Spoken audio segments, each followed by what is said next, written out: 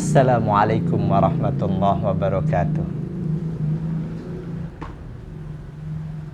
Bismillahirrahmanirrahim.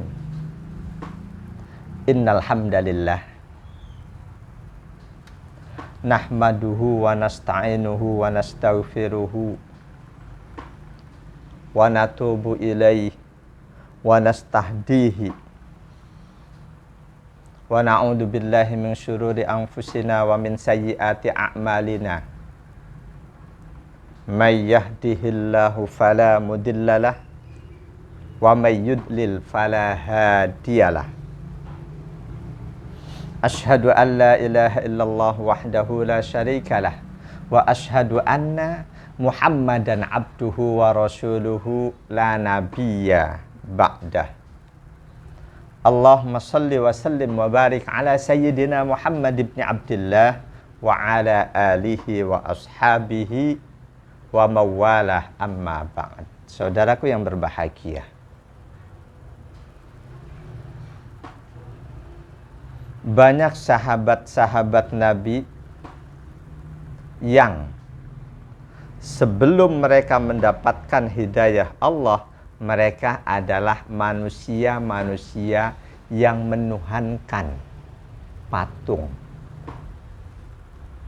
Mereka adalah manusia-manusia yang menuhankan berhala, menuhankan selain Allah. Pada saat itu mereka sangat menyanjung, sangat mengagungkan Tuhan-Tuhan mereka, berhala-berhala itu. Ketika selanjutnya Allah takdirkan mereka mendapatkan hidayah Allah melalui dakwah Rasulullah Shallallahu Alaihi Wasallam, seketika cara pandang mereka terhadap berhala-berhala itu pun berubah.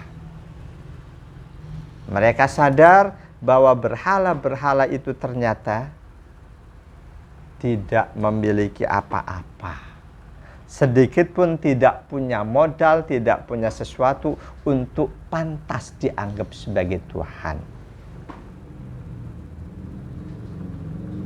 Ketika mereka ketemu teman-teman mereka dulu sesama penyembah berhala, mereka ngomong apa adanya, bahwa berhala itu tidak bisa ngapa-ngapain, tidak bisa mendengarkan, tidak bisa menjawab, tidak bisa menolak bahaya.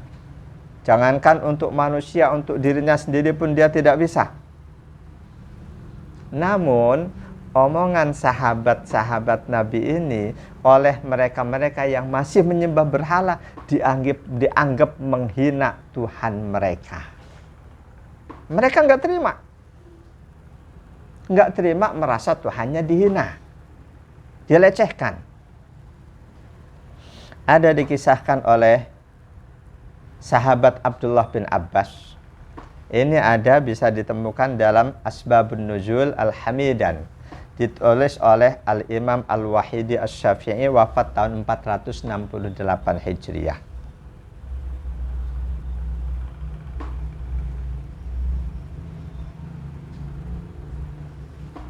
Kata sahabat Abdullah bin Abbas, kalau mereka tokoh-tokoh Quraisy, tokoh-tokoh penyembah berhala berkata, "Ya Muhammad, wahai Muhammad, la tantahiyanna an sabbi alihatina."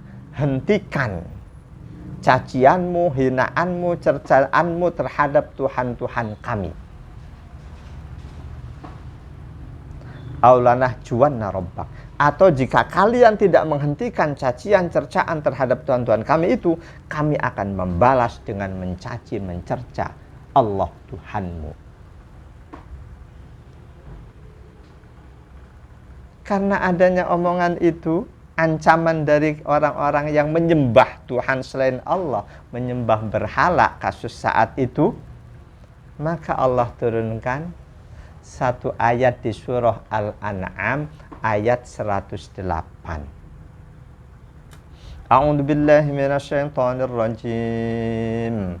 Wa la tasubbul ladzina yad'una min dunillahi fayasubbullaha adwan bighairi ilm. Kadzalika zayyana likulli ummatin 'amalahum summa ila rabbihim marji'uhum fayunabbi'uhum bima kanu ya'malun. Wala tasubbul ladzina yad'una min dunillah.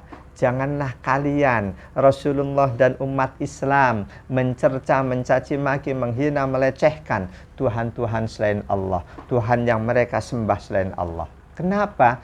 Fayasubbullaha adwam bighairi ilm. Karena mereka nanti akan balas, mencela, mencaci maki Allah tanpa didasari ilmu, dengan melampaui batas. Kadzalika zayyana likulli ummatin amalahum.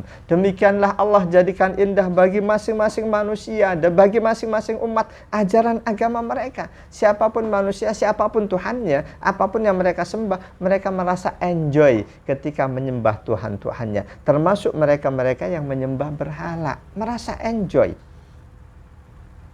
Ketika mereka merasa Tuhannya kok kita hina, mereka pasti tidak akan terima. Turun ayat ini.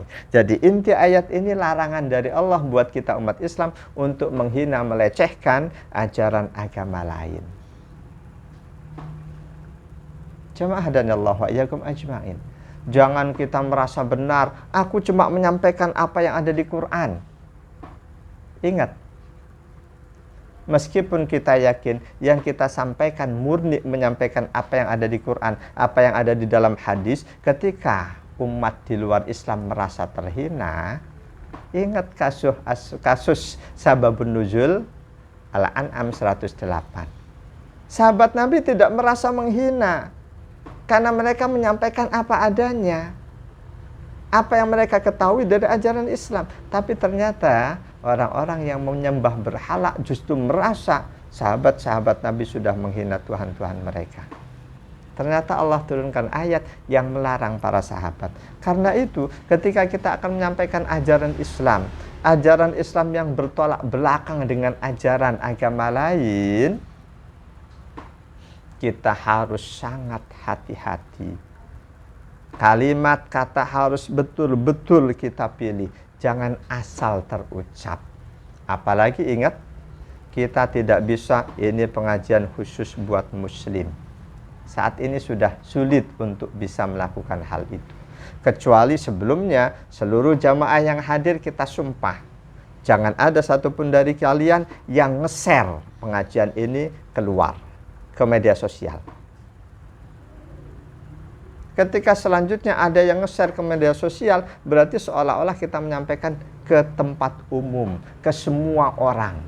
Yang di dalamnya ada orang dengan agama yang pastinya di luar Islam. Mereka tersinggung. Ingat kisah yang disampaikan oleh sahabat Abdullah bin Abbas yang menjadi dasar sebab turunnya ayat 108 surah Al-An'am. Saudaraku yang berbahagia, ada banyak ajaran Islam yang potensial menyinggung umat agama lain apabila dalam penyampaiannya kita tidak hati-hati. Yang pertama, ajaran tauhid, bahwa Allah itu esa, bahwa yang layak, yang pantas dianggap sebagai Tuhan ya cuma satu, Allah.